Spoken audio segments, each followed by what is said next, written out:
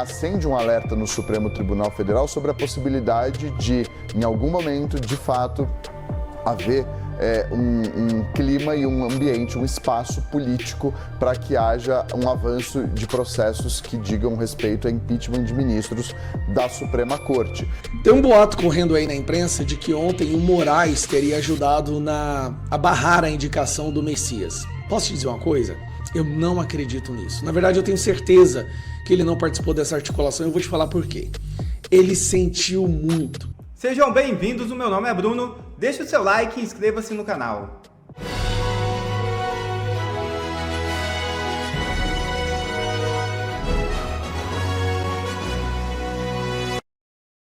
E após derrota histórica, Lula deve demitir aliados de Alcolumbre. A medida é uma reação contra a rejeição de Jorge Messias no STF. O governo de Luiz Inácio Lula da Silva deve exonerar ocupantes de cargos de confiança ligados ao senador Davi Alcolumbre. A medida surge como a reação direta à rejeição do nome de Jorge Messias para o Supremo Tribunal Federal pelo Senado. A movimentação deve ocorrer ainda nesta quinta-feira. Nos bastidores do Palácio do Planalto, a iniciativa é descrita como uma declaração de guerra contra parlamentares que articularam a derrota governista. O movimento visa atingir aliados considerados responsáveis pelo resultado negativo na votação. O presidente do Senado é visto como traidor por Lula após a reprovação de Messias. A Secretaria de Relações Institucionais já começou a convocar os ocupantes desses cargos para reuniões individuais de desligamento. Integrantes da pasta afirmam que o processo de reestruturação dos postos já está em andamento. Interlocutores do governo confirmam que a lista de cortes está sendo finalizada pela equipe técnica. Auxiliares do presidente avaliam que a manutenção do grupo de Alcolumbre na máquina pública tornou-se insustentável. Para o STF, a estratégia agora foca em reconfiguração da base aliada para garantir maior controle político. Por outro lado, o gesto deve aumentar a tensão entre o Executivo e o Congresso Nacional no curto prazo. Aliados do senador alertam que a retaliação pode comprometer a aprovação de futuros projetos do governo.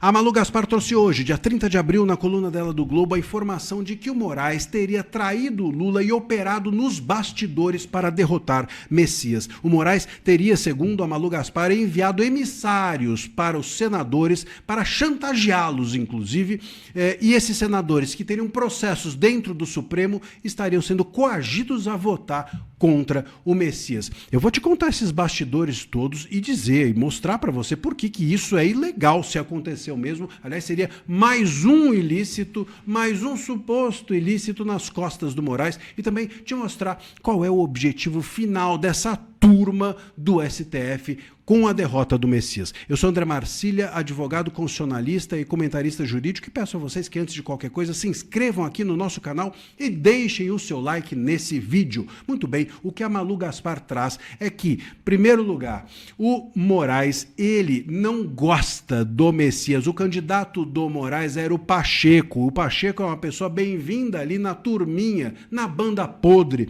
do STF. E o Messias era alguém que eles ainda tinham que cativar, vamos dizer assim. E também o Mendonça estava se aproximando do Messias e tentando trazê-lo para o seu lado. Isso é informação da Malu Gaspar, tá? E a gente viu aí nas últimas mensagens do Mendonça que ele realmente estava prestando apoio ao Messias. Ontem, com a derrota do Messias, ele postou um tweet dizendo: olha, você é um grande jurista. E lá atrás, quando houve a indicação, ele fez a mesma coisa. O Mendonça vinha buscando algum tipo de aproximação do Messias. E por isso, então, o Moraes estaria buscando derrotar o Messias, para que não houvesse essa aproximação com o Mendonça, para que o Mendonça seguisse dentro do STF isolado. A gente se lembra que o isolamento de um ministro do STF não dá em boa coisa. O último que ficou isolado foi o Joaquim Barbosa após o mensalão. E a gente sabe o que resultou, né? Ele saiu ou foi saído. Até hoje essa história não está bem esclarecida. Então é em relação a a tudo isso que o Moraes estava combatendo o nome de Messias, seja porque o candidato dele era o Pacheco, seja porque o Pacheco integraria essa banda podre do STF com muita facilidade, vamos dizer assim, e seja porque o Messias vinha, como eu mencionei, segundo a Malu Gaspar, se aproximando do nome do Mendonça. Bom, meus caros, dentro desse cenário, é bom que a gente diga que o Moraes se fez essa pressão mesmo e fez com chantagem, cometeu, óbvio, ilícitos, mais uns aí ilícitos para a conta, ou para possíveis ilícitos, para a gente não ter problema aqui, para a conta dele. Ele infringe, se ele fez esse tipo de chantagem com senadores que têm processo dentro do STF, ele infringe a Constituição Federal no artigo 95, parágrafo único, inciso 2º, e também a LOMAN, que é a Lei Orgânica da Magistratura, que impede que um magistrado haja politicamente. Você não pode exercer atividade política e nem partidária. E o ministro Moraes, claro, estaria agindo assim. E não pode, óbvio, nem chantagear. Chantagem é ilícito, é bom que a gente diga. O ponto, meus caros, é o seguinte: dentro desse cenário todo, o que acontece é que o Messias foi derrotado. Se isso ocorreu, o Mendonça segue isolado, e aí seria uma vitória, vamos dizer assim, uma suposta vitória da turma do Moraes. Só que o ponto aqui é o seguinte: se esse foi o cálculo do Moraes, ele estava pensando que uma derrota do Messias geraria uma nova indicação do Pacheco. Isso, pelo que está acontecendo nos bastidores, não ocorrerá. O Pacheco não virá, ou pelo menos não virá agora. Eu até deixei um vídeo com uma análise sobre isso aqui no canal. O Alcolumbre muito provavelmente vai segurar uma possível indicação do Pacheco nesse mandato ainda do Lula, porque o Pacheco, o Alcolumbre não quer provavelmente se filiar ao governo Lula, que já está completamente derrotado nas cornas, nocauteado. Então, se a ideia do Moraes era tirar o Messias para vir o Pacheco, talvez o Moraes tenha caído do cavalo, tenha quebrado a cara. Pode também ser o seguinte: nós estamos diante da possibilidade de que o STF, o Moraes e a sua turma tenham desejado mostrar força dentro do Senado, mostrando que eles podem chantagear, que eles podem chegar junto, que eles podem ir adiante, etc, etc. E se essa foi a ideia, também saíram derrotados, porque os senadores não deixaram de dar uma resposta importante ao STF com essa derrota do Messias. E por fim, se a ideia dessa pressão do Moraes, ou essa pressão do Moraes, ela não foi a ser feita, ela não foi real, se por acaso essa notícia que traz aqui a Malu Gaspar é uma notícia talvez semeada pelo STF, pode ser que a gente tenha ainda um outro cenário, que é um STF não querer de assumir a derrota que teve. E aí sair dizendo, não, eu fiz pressão para o Messias ser derrotado. Estou dizendo, eles plantam isso, vamos dizer assim, na imprensa, e com isso acabam podendo contar a história de que a derrota deles não foi uma derrota deles porque eles pressionaram o Messias, pressionaram para que o Messias fosse derrotado. Então pode também ser uma construção narrativa do Moraes. Enfim, seja como for, o fato, meus caros, é que o STF sai sim derrotado dessa história toda. Não tem como a gente dizer que o STF ganhou. Por quê? Porque a oposição se fortaleceu. E uma oposição fortalecida pode muita coisa. Uma oposição fortalecida volta para o jogo. Tendo Moraes feito isso, tendo Lula feito aquilo, vindo esse nome, vindo aquele, não importa, a vitória foi da oposição e essa vitória pode repercutir em outras mais, como até mesmo em robustecer a oposição para o impeachment de ministros, para uma rediscussão sobre a anistia e outros temas mais. Deixa aqui o seu comentário se você acredita que nós podemos ter uma oposição fortalecida por essa derrota do Messias, ou se você acha que de fato foi uma vitória do Supremo. Tem um boato correndo aí na imprensa de que ontem o Moraes teria ajudado a barrar a indicação do Messias. Posso te dizer uma coisa? Eu não acredito nisso. Na verdade, eu tenho certeza que ele não participou dessa articulação e eu vou te falar por quê. Ele sentiu muito. A mensagem que o Congresso passou ontem foi uma mensagem anti-ditadura do Judiciário, principalmente o cabeça dessa ditadura, que é o Alexandre de Moraes. Ele sentiu tanto que ao final do dia, às 9 horas da noite, ele soltou um balanço sobre o inquérito das fake news, fazendo mais ameaças a toda e qualquer pessoa que se atrever a destruir a democracia e atacar os ministros do STF. Saiu no Jornal Nacional esse balanço que ele fez. Presta atenção se aqui não é uma pessoa desesperada fazendo ameaça porque sentiu ontem, depois da rejeição do Messias. O ministro do Supremo, Alexandre de Moraes, divulgou hoje um balanço sobre as investigações dos atos golpistas de 8 de janeiro de 2023. Moraes defendeu manter o inquérito das fake news. O inquérito foi aberto em 2019 pelo então presidente do Supremo Tribunal Federal, Dias Toffoli. O objetivo? Apurar ataques ao Supremo e a seus integrantes, o relator, ministro Alexandre de Moraes. Em fevereiro deste ano, a Ordem dos Advogados do Brasil pediu que o Supremo encerrasse o inquérito. A OAB ressaltou que em 2019 havia um ambiente de grave tensão institucional que não existe mais. E que ao longo dos anos o inquérito passou a incluir fatos e pessoas que não têm relação direta com a origem da apuração. No mês passado, o presidente do STF, ministro Edson Fachin, disse que tem conversado com Moraes e demais ministros da corte porque considera que chegou o momento de se pensar no encerramento do inquérito. Presta atenção, OAB, presidente do STF, imprensa, todos falando que esse inquérito já foi longe demais e deve ser encerrado. E qual que é a reação do Moraes? No relatório divulgado hoje, Moraes afirmou que o movimento populista extremista digital vem utilizando-se da desinformação massiva para a prática de inúmeras ameaças, coações e crimes contra a honra e dignidade de seus adversários, pretendendo confundir liberdade de expressão com liberdade de agressão e liberdade de expressão com liberdade do discurso de ódio, discriminatório, nazista, racista, misógino.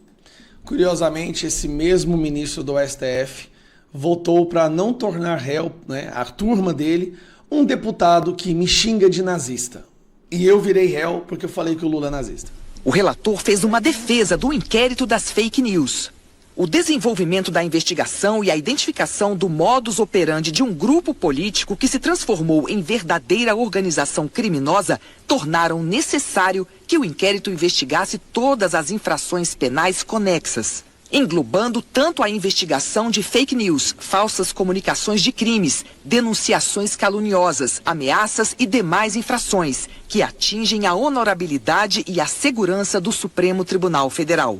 O presidente do Sindicato dos Auditores Fiscais foi colocado no inquérito das fake news, sabe por quê? Porque ele disse numa entrevista que os auditores têm mais medo de fiscalizar autoridades do judiciário do que membros de facções criminosas. No relatório, o ministro afirma que o inquérito das fake news foi fundamental para revelar a estrutura e o funcionamento da trama golpista. Gente, até o Elon Musk está no inquérito das fake news. Presta atenção nisso. Até o Elon Musk está nesse inquérito. A Receita Federal está nesse inquérito. Moraes disse que o inquérito vai continuar investigando milícias digitais. A sociedade, o poder judiciário e as instituições brasileiras mostraram sua força e resiliência, em que pese a lamentável manutenção de uma nociva, radical e violenta polarização política, alimentada por grupos extremistas que persistem nas práticas criminosas, inclusive por meio de suas milícias digitais, e que permanecerão a ser investigados no inquérito das fake news e responsabilizados pelos ataques frontais ao poder judiciário. Claramente ele está falando, olha, quem criticar o poder judiciário, quem demonstrar rejeição ao poder judiciário, ou falar durante a campanha que quer virar senador para impeachment de ministro do STF, você faz parte de uma quadrilha, uma milícia digital extremista que deve ser exterminada. Em especial ao Supremo Tribunal Federal, que continuará defendendo a independência judicial consagrada constitucionalmente e o Estado democrático de direito. O gabinete do ministro Alexandre de Moraes informou que 1.402 réus foram responsabilizados criminalmente pelos atos antidemocráticos e pela tentativa de golpe de Estado. E hoje nós vamos voltar à dosimetria para liberar esse pessoal. 190 pessoas estão presas. Multas e indenizações por danos morais somam 35 milhões de reais. Esse é o cara sentindo. Você está entendendo? Ele ficou muito magoado com a rejeição do Messias, porque é uma mensagem de que o Congresso vai revidar. Então ele percebeu que uma iniciativa do Congresso de resgatar a democracia. E aí, meu amigo, ele vai e solta um balanço falando, se continuarem criticando o STF, vai cair no inquérito das fake news, nós vamos destruir vocês. A pergunta é, quem que vai ter a coragem de continuar avançando? E quem vai se curvar? Quem vai se encolher? Eu sei o que eu vou fazer. A minha vida está entregue para essa missão. Aconteça o que quer que aconteça comigo, eu pelo menos vou terminar minha vida de cabeça erguida, onde quer que eu esteja, sabendo que eu não me acovardei. Mas também, Théo Cury, o que a gente pode colher de mensagens a partir dessa derrota diante do que pode ser feito pelo Senado Federal nos próximos tempos? Nos próximos tempos, e aí um dos receios que surgem agora e que acende um alerta no Supremo Tribunal Federal é com relação ao impeachment de ministros da Suprema Corte. Algo que até recentemente estava descartado, inclusive pelo próprio presidente do Senado Federal, Davi Alcolumbre, quando ele vence as eleições em 2023 e se torna presidente, ele deixa muito claro que não há um clima no país para um novo desgaste institucional na proporção de impeachment de um ministro do Supremo. Ok, mas 3 anos se passaram e algo que também não estava previsto aconteceu e é um desgaste institucional muito grande, que é a rejeição de um nome indicado pelo presidente da República ao Supremo. Primeira vez que isso acontece em 132 anos, desde 1894 isso não acontecia. Então, acende um alerta no Supremo Tribunal Federal sobre a possibilidade de, em algum momento, de fato, haver um clima e um ambiente, um espaço político para que haja um avanço de processos que digam respeito a impeachment de ministros da Suprema Corte. Ainda mais com uma fragilidade do atual governo, uma eventual não reeleição de Lula, uma chegada de um governo de direita, um aumento, e essa é a aposta do bolsonarismo, e era um desejo do ex-presidente da República, Jair Bolsonaro, de aumento do número de senadores bolsonaristas, que daria uma margem para colocar em votação, e não só colocar em votação, mas conseguir os 2/3 necessários no Senado para aprovação.